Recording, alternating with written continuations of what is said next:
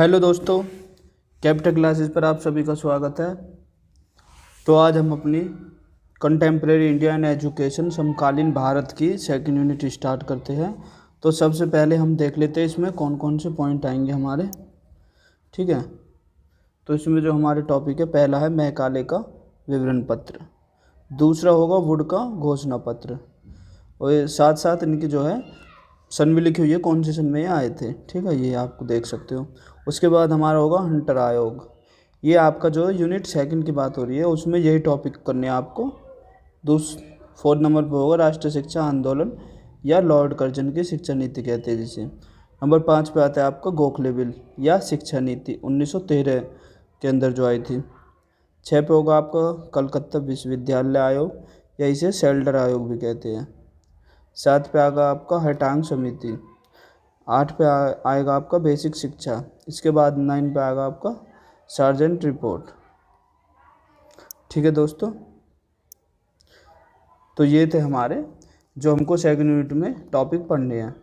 Macaulay का विवरण पत्र पढ़ने से पहले हम इसका मेन टॉपिक कर लेते हैं जो कि हमारा पूछा जा सकता है। ठीक है, तो वो है क्या? वो है आपका प्राच्य और पाश्चात्य विदों में क्या विवाद था। ठीक है, तो प्राच्य क्या होते हैं? प्राच्य मतलब यहाँ पर भारतीय जो विद्वान लेखक थे उनकी बात की गई है, और पाश्चात्य मतलब जो कि आपके विदेशी लेखक या अंग्रेजी लेखक थे या विद्वान थे, उनकी बात यहाँ पर की गई है। तो उनमें विवाद क्या था, तो आप देख सकते हैं जैसे कि लिखा हुआ है। दोस्तों ये मेरे हैंड नोट्स है, तो आपको जो है पेपर में अगर आप इतना भी लिख सकते हो तो ये आपके लिए बहुत ही इम्पोर्टेंट है। ठीक है, इससे ज़्यादा आपसे पूछा भी नहीं जाएगा और आपको लिखने की ज़रूरत भी नहीं है।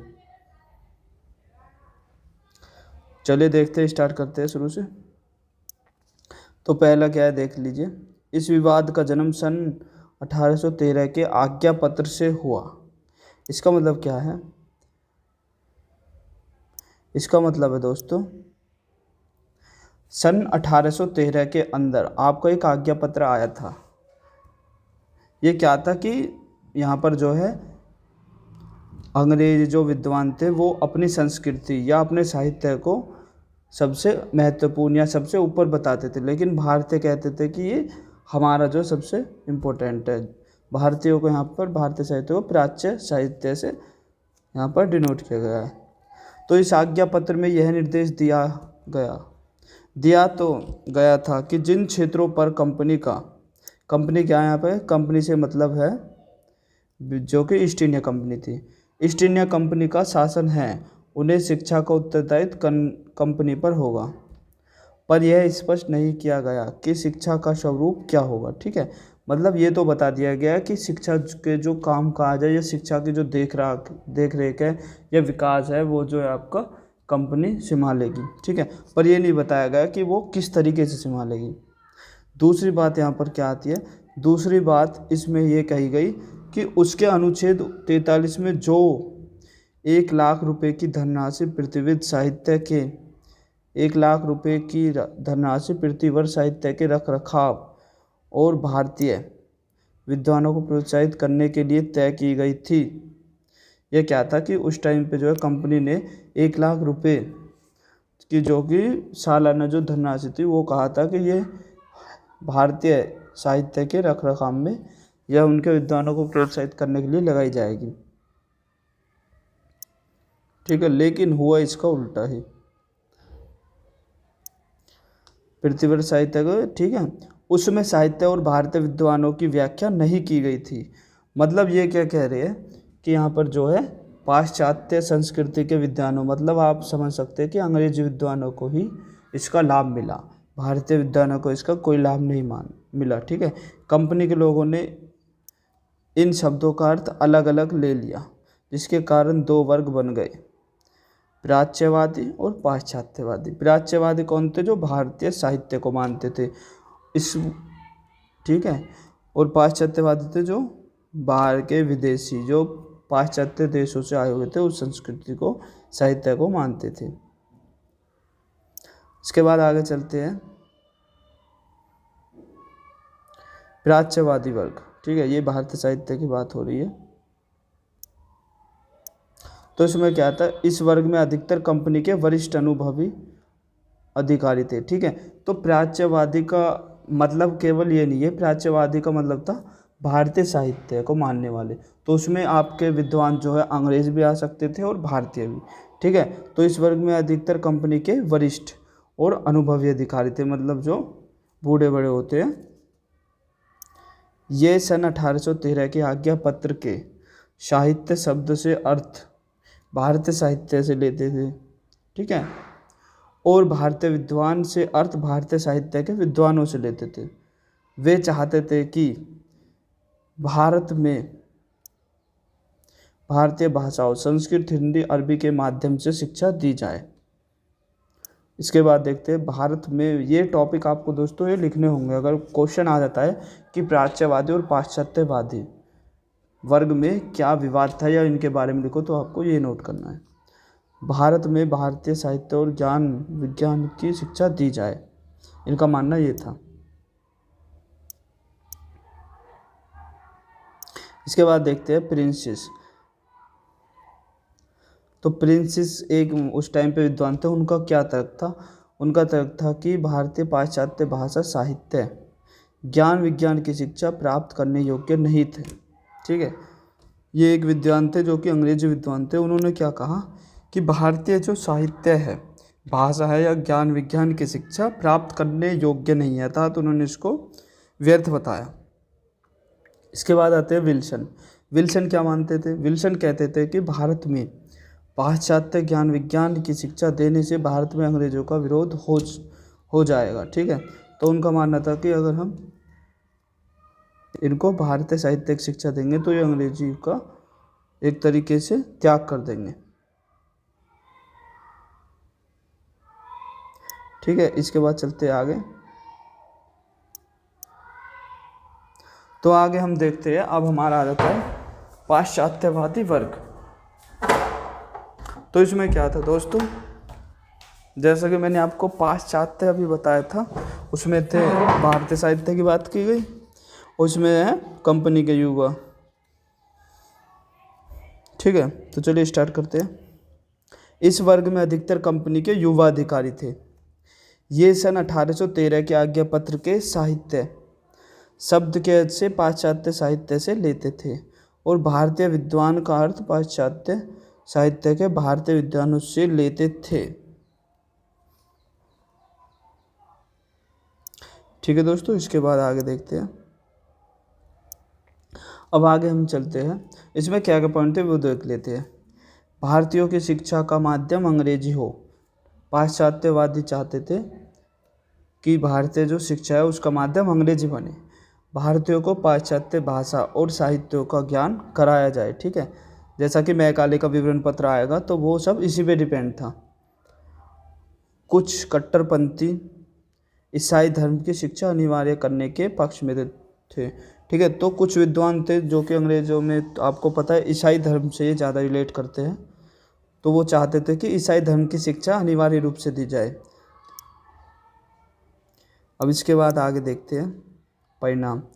तो इसका जो है परिणाम क्या हुआ, इसका परिणाम ये होता है इस वाद का या इस लड़ाई का, इस प्राच्य पाश्चात्य विवाद के कारण कंपनी के 20 वर्ष तक अपनी कोई शिक्षा नीति निश्चित नहीं कर सकी। ठीक है, क्योंकि लड़ाई झगड़े चलते रहे तो कोई भी शिक्षा नीति नहीं आ पाई। जो विवाद प्रारंभ में कंपनी के अधिकारियों के बीच था, वह बाद में ब्रिटेन की पार्लियामेंट के सदस्यों के बीच भी उत्पन्न हो गया। ठीक है, पहले तो ये जो विवाद था ये छोटे से रूप में था, लेकिन बाद में ये संसद तक पहुंच गया। उस टाइम पे ब्रिटेन की संसद में भी इसका, और ये इसमें 2 ग्रुप बट गए। ठीक है, अब इसके बाद हम आगे देखते हैं अपना मैकाले का विवरण पत्र।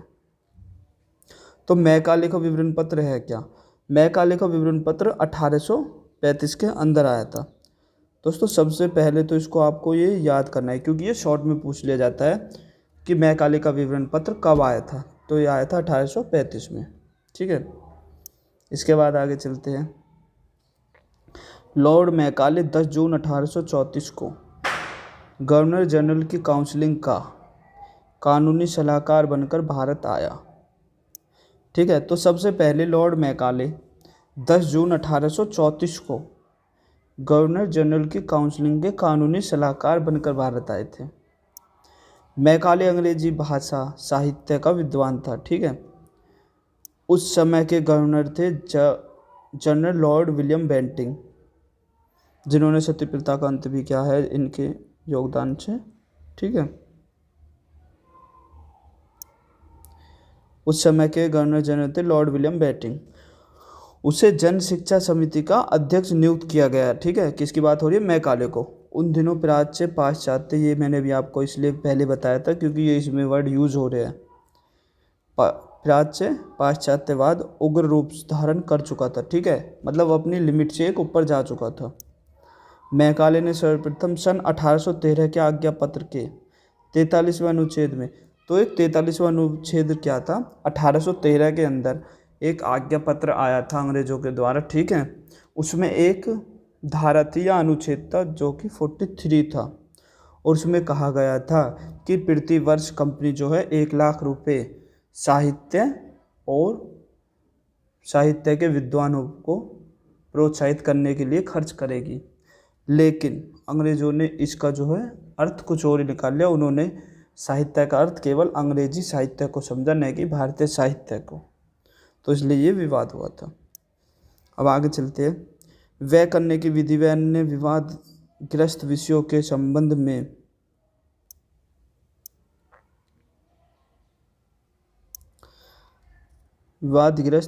संबंध में कानूनी सलाह देने का अनुरोध किया गया, ठीक है। तो governor general Lord William Bentinck ने मैकाले से कहा कि आप जो है प्राच्य पाश्चात्य जो ये विवाद है इसको जो है ख़त्म कीजिए या इसका कोई हल निकालिए।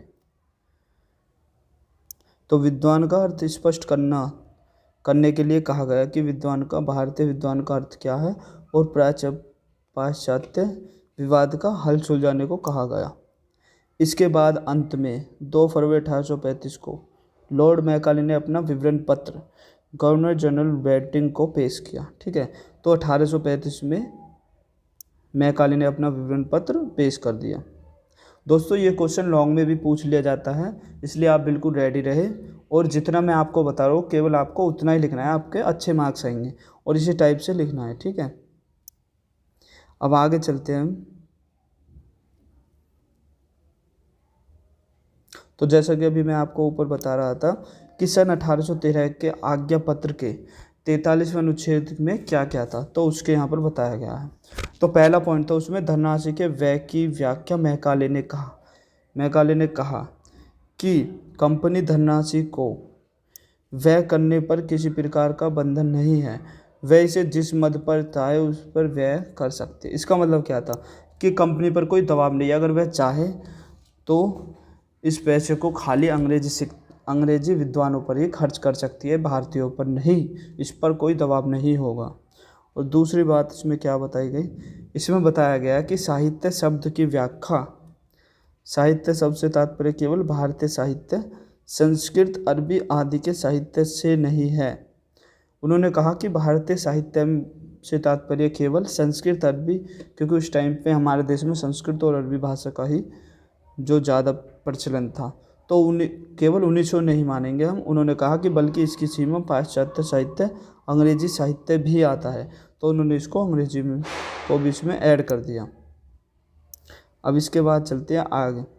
तीसरा पॉइंट उन्होंने क्या बताया, मैकाले जी ने अपने विवरण पत्र में उन्होंने कहा कि भारतीय विद्वानों की व्याख्या केवल भारतीय भाषाओं के विद्वान नहीं बल्कि अंग्रेजी साहित्य के विद्वान भी आते हैं।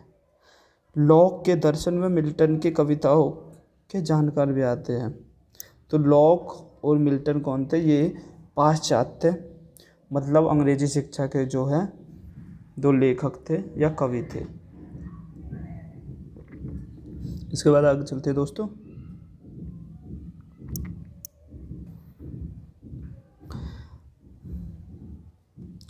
तो दोस्तों ये शॉर्ट में देख सकते हो आप, लॉर्ड मैकाले ने क्या क्या सुझाव दिए। लॉर्ड मैकाले ने अपने विवरण पत्र में 5-6 सुझाव दिए जो मैंने आपको यहाँ पर बता दिए हैं। दोस्तों आप एग्जाम में भी अगर इसी पैटर्न से लिखेंगे ना, फ्लो चार्ट बना के, तो आपको अच्छे मार्क्स मिलेंगे। तो पहला देख सकते हैं आप, पहला पॉइंट क्या है प्राच्य साहित्य एवं ज्ञान की शिक्षा निरर्थक है। उन्होंने क्या कहा कि जो भारतीय साहित्य है, प्राच्य है, उसके ज्ञान की जो शिक्षा है निरर्थक आता है, तो उसका कोई मतलब नहीं है, वो बेकार है।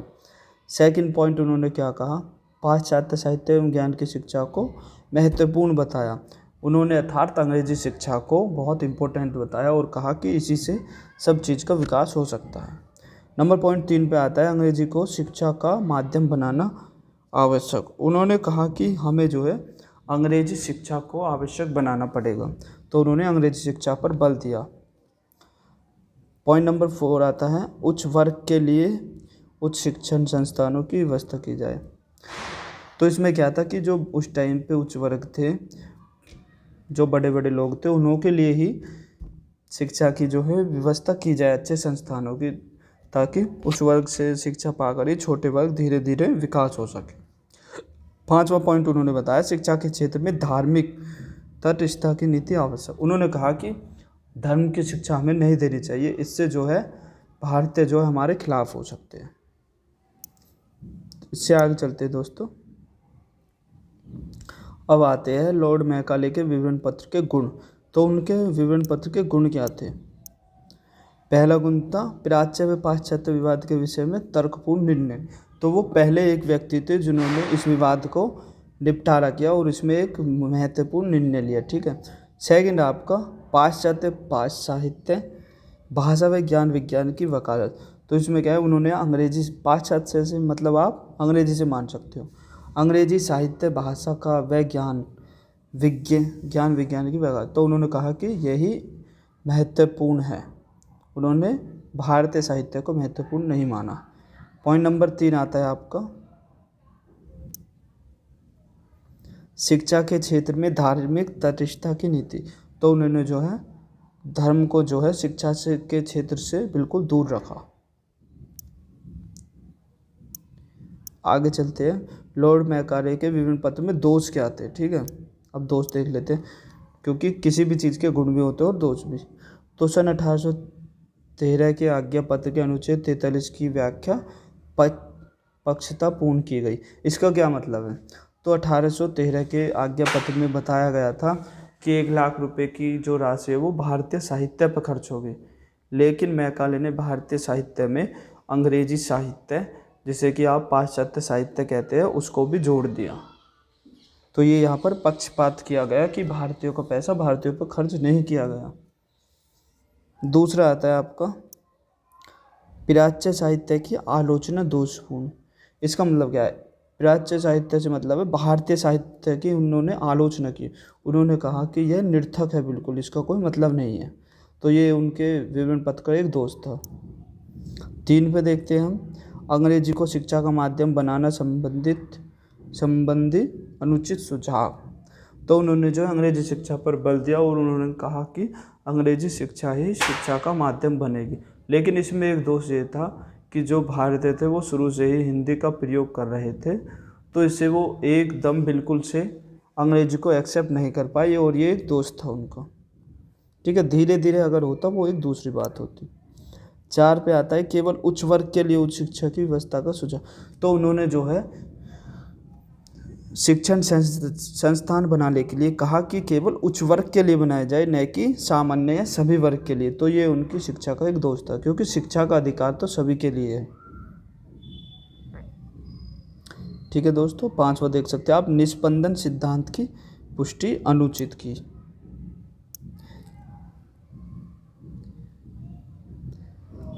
तो दोस्तों अगर आपको वीडियो पसंद आई या आपके लिए हेल्पफुल हो तो प्लीज़ वीडियो को लाइक कीजिए और हमारे चैनल को सब्सक्राइब कीजिए, ताकि आने वाली कोई भी वीडियो आपको जल्द से जल्द प्राप्त हो सके।